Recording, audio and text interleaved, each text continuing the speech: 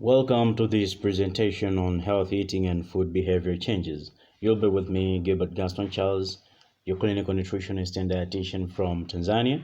And this is a Nutrition Awareness Month, and it's my pleasure that you're here sticking around with me. Well, the first thing that we're going to talk about today is healthy eating. And we're going to see what is healthy eating, what is a healthy diet. And healthy eating is a consumption of variety of foods that give you nutrients needed to maintain your health at a balanced state.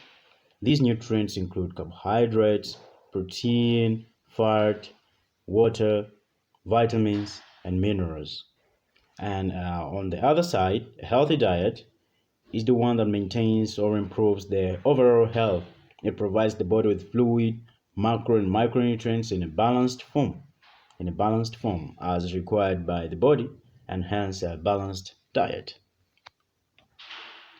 Well, however, health eating is not a common practice among most of the people due to several barriers, such as perception that healthy foods are too expensive, and also lack of healthy foods in workplace or residential area. That's availability of healthy foods. Most of workplaces, especially in Tanzania, we have these fast foods around our working areas.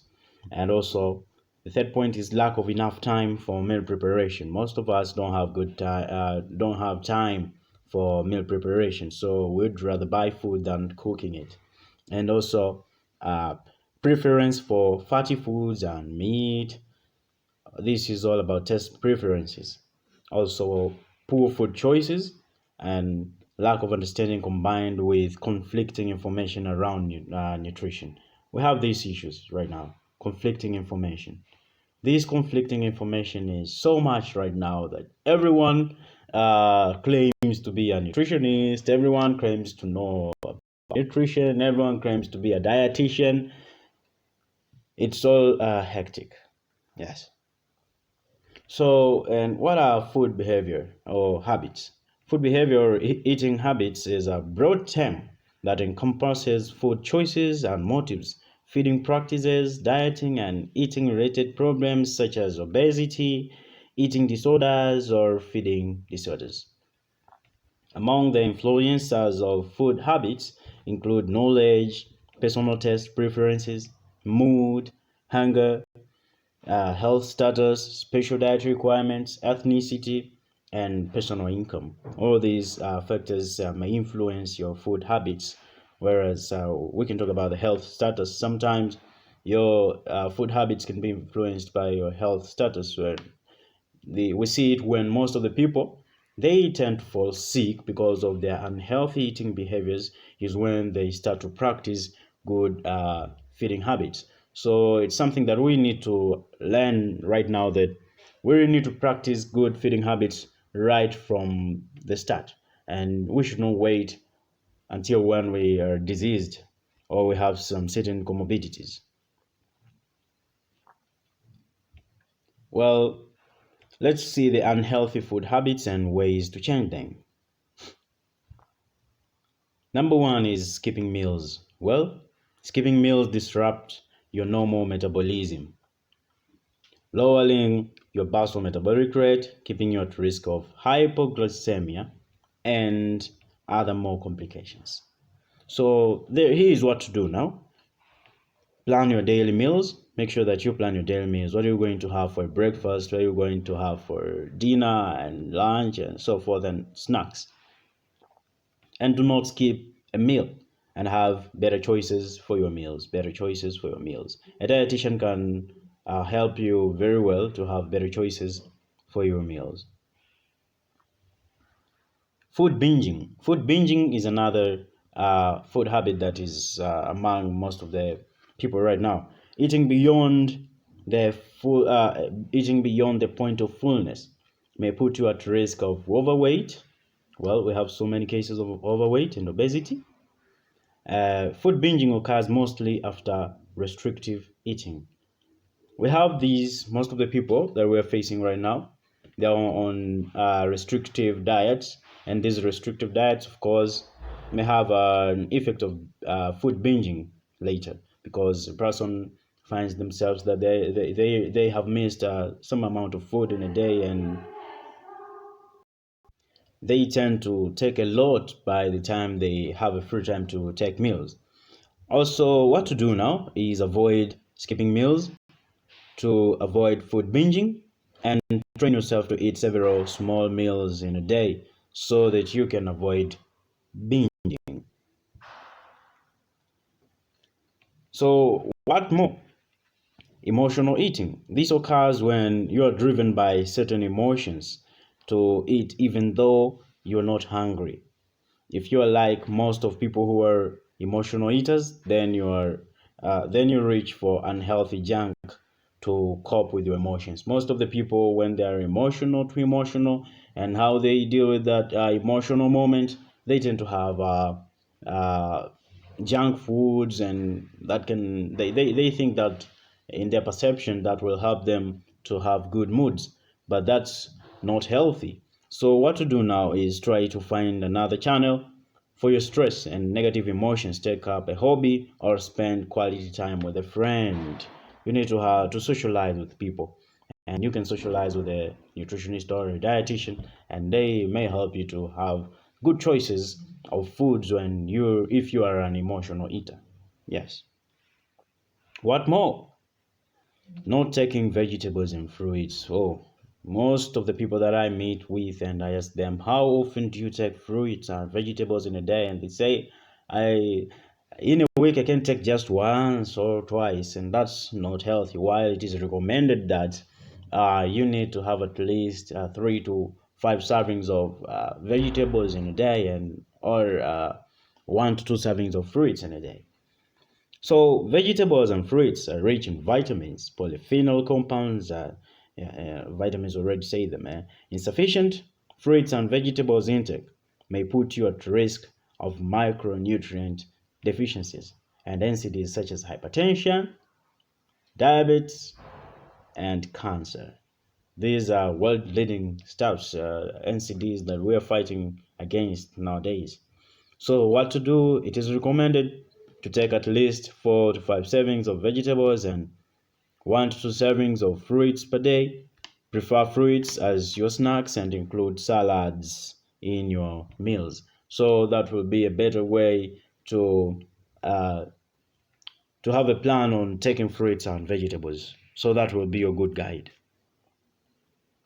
Well, high consumption of salt in processed and junk foods. This is also another problem existing nowadays. Processed foods contain added salts, sugars, and sweeteners. The junk foods, mostly fast foods, are rich in unhealthy fats, that's the trans fats. And all these increase the risk of cardiovascular diseases, cancer, diabetes, and obesity, though are most available at our setting. This is another big challenge that we have. Wherever you walk aside, for example, in most of the streets in Tanzania, you will find a fast food point. And this is a way in which most of the people they end up having high consumption of salt and processed and junk foods. But in this world that has an increased level of NCDs nowadays, we need to find a way that we can walk out of this habit. So what to do now? Plan for your healthy meals and snacks again. Avoid daily consumption of junk foods if they are your favorite. You can have them just at least once in a week if you really need them. And prefer whole grains, less salt, dairy products, lean meats, fruits, and vegetables over the junk foods. So most of the times when you get a junk food, you'll always need salt aside you, and this is not healthy because it keeps you in a risk of developing hypertension. So other unhealthy habits are not exercising. If you go through my Instagram page, Dietitian Giga, I promote exercising daily, and that's healthy. But most of us are not exercising, and it is recommended that you have at least 30 minutes of moderate intensity exercise per day in around 5 days in a week, or 15 minutes of vigorous intensity exercise in a day. in at least 5 days in a week. But most of us are not exercising even once in a month. That's too unhealthy. It's unhealthy.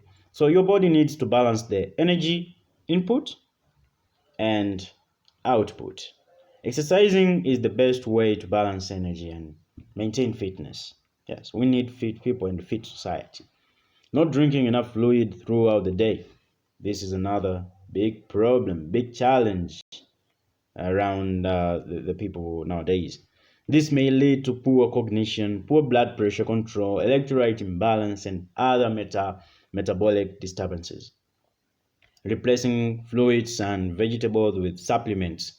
Some people think that you can have a vitamin C tablet in replace of an orange. That's not true. We do not depend or would not depend daily on supplements. You should eat natural foods, and that's what's needed. Supplements are just when someone is deficient of a specific nutrient. That's when we supplement with supplements. So foods provide you with micronutrients that are readily absorbed by your body and offer also fibers and fruits and that pills may not. But also pills can lead to toxicity. Yes, pills may lead to toxicity. That's why we give it to people who are actually deficient. Just like how vitamin A supplementation is given when there is an evidence of deficiency of vitamin A. Yes. Eating while on other activities, this can lead to over or under eating, like eating while chatting, eating while watching television, eating while making so many stories with other people, watching a movie. All this can make you eat more than you need or eat less. So it's not a healthy habit. So we were talking about the unhealthy habits and how to correct them. So as you can see, all these, what's wrong, just correct it in that way.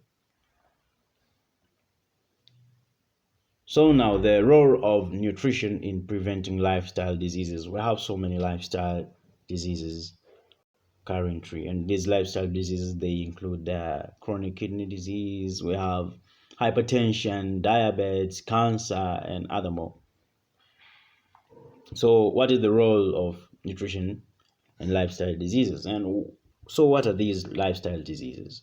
Lifestyle diseases are the diseases caused by lack of physical activity, caused by unhealthy eating, caused by alcohol, substance abuse, smoking, and tobacco, which can lead to heart diseases, as I've already said, stroke, obesity, type 2 diabetes, and cancer.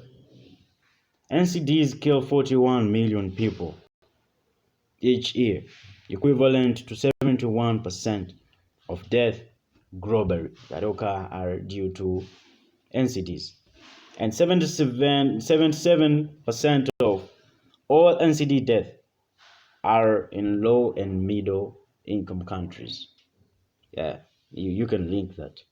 The big four killer lifestyle diseases are cardiovascular diseases, cancer, respiratory diseases, and diabetes. These are the big four killer lifestyle diseases. Others include kidney and skeletal muscular diseases, as well as micronutrient deficiencies. We were talking about them just in a minute back time. So nutrition plays a vital role in maintenance of healthy body state and prevention of lifestyle diseases when healthy eating is practiced. However, poor eating habits, poor food choices and preferences are major factors leading to the increased burden of non-communicable diseases, despite the current development in health services provision around the globe. Yeah. So the role of nutrition in prevention of NCDs, number one, is effective control of blood sugar. With aid of healthy eating and effective nutrition management, blood sugar is set at optimal levels and insulin resistance can be negligible. This is through consumption of antioxidant-rich foods. Well, we're talking about the fruits, the vegetables, the colorful fruits, yes, the roots and tubers, So through the consumption of antioxidant-rich foods, whole grains, lean meat, and healthy fats at appropriate requirements. When we're talking about appropriate requirements, here we're talking about the portions as needed by the body, depending on caloric needs. So who is going to determine your caloric needs? It's a dietitian. Your dietitian will help you to know your caloric requirements in a day. So make sure that you at least have a session with your dietitian and to get to know your caloric requirements so that they can plan for you diets that are equivalent with your health status, activity levels, your lifestyle, and so forth, so that you can have all this, what is called the appropriate requirements. The other role is weight management. Proper nutrition management is effective at managing weight. Weight stands at as the primary factor for development of NCDs, the non-communicable diseases. Once one is obese, BMI above 24.9, he is at risk of developing diabetes due to insulin resistance, also hypertension and cancer, as well as respiratory diseases. Thus, effective control of energy intake and expenditure through nutrition management is important for prevention of lifestyle diseases. Well, with some point of correction on this part, obese. This is overweight. Overweight. When a person is overweight, that's the BMI above 24.9 to 29.9, and obese is when a person is from 30 kilograms per meter square. Yes. So let's carry on. Reduction of oxidative stress. That's another role. Vitamin C, E, selenium, polyphenol compounds, and other more antioxidants are essential for reducing the oxidative stress. That is a result of oxygen radicals from metabolic reactions in the body. The reduction of oxidative stress is essential for prevention of cardiovascular diseases, cancer, and insulin resistance.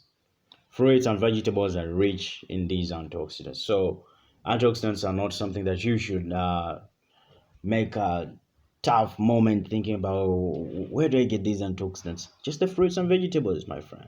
See, it's a nutrition awareness month, and we have to get you aware of this. So, maintenance of normal lipid profile through nutrition. Excess fats are responsible for insulin resistance, increased risk of cancer cells again, and development of cardiovascular diseases. The acceptable lipid profile levels are as follows. Total cholesterol levels below 200 milligrams per deciliter or 5.2 millimoles per liter. LDL cholesterol levels total below 130 milligrams per deciliter or 3.4 millimoles per liter. HDL levels above 40 milligrams per deciliter or 1 millimole per liter for men, and for women it's 50 milligrams per deciliter or 1.3 millimoles per liter. These can be attained by eating less trans fats and saturated fats while leveling up unsaturated fats and omega-3 fatty acids. And how are you going to make it? Through having some healthy food choices like having lean meats, okay, exercising. You'll maintain your normal lipid profile, but also having a consultation with your dietitian will help you to make good food choices and get an appropriate diet plan that fits for your health. Effective control of blood pressure. Blood pressure is determined by your fluid, salt, and fats consumption as well as activity levels. All these factors may determine your blood pressure levels. With poor nutrition, it is more likely that one will develop cardiovascular diseases such as hypertension, heart attack, stroke, and atherosclerosis. Dietary approach to stop hypertension guidelines: DASH diet, are effective in prevention of onset of cardiovascular diseases by emphasizing on fruits and vegetables, lean meats, and non-refined carbs and dairy. Well, the other role is prevention of age-related skeletal disorders.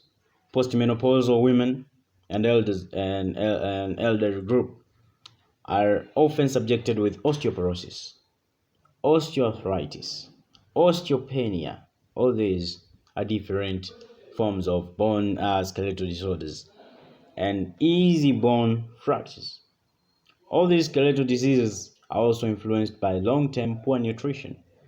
So your postmenopausal skeletal health depends on how were you before menopause, how you used to it. I'm talking about the women now. I'm talking about the women right now. Yeah, so that's it. And your elderly age skeletal health will also depend on how have you been taking nutritious foods from the time you were just young, you know, because your body creates a storage for your calcium, the bones, phosphates, and other more minerals. So if your storage is really, really low, it is more likely that you'll have these skeletal disorders at your older age. So healthy eating is important in prevention of such diseases. Minerals, particularly calcium and phosphates, are building blocks of the skeletal system and are available in dairy products, seafoods, and nuts. Nuts for phosphorus.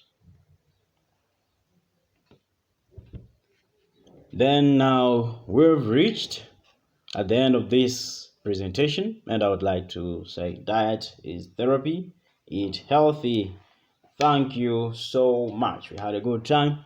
21 minutes or 22 minutes, but I hope they were very productive to you. And I would like to say thank you very much, but also all credits to Tanzania Clinical Nutrition and Dietetics Students Association, TACNODISA, but also to the University of Dodoma, Tanzania, of which is the first university in Tanzania to have a batch of clinical nutrition and dietetics students currently, still the only university. But also much more respect to everyone listening to this presentation. And I would like to welcome you for questions, comments on the comment section box, and feel free to subscribe for other more videos, but also you can go through our case presentations and also through other videos that I posted on this channel. Have a good time. And this is Nutrition Awareness Month. Have a good time. Thank you very much.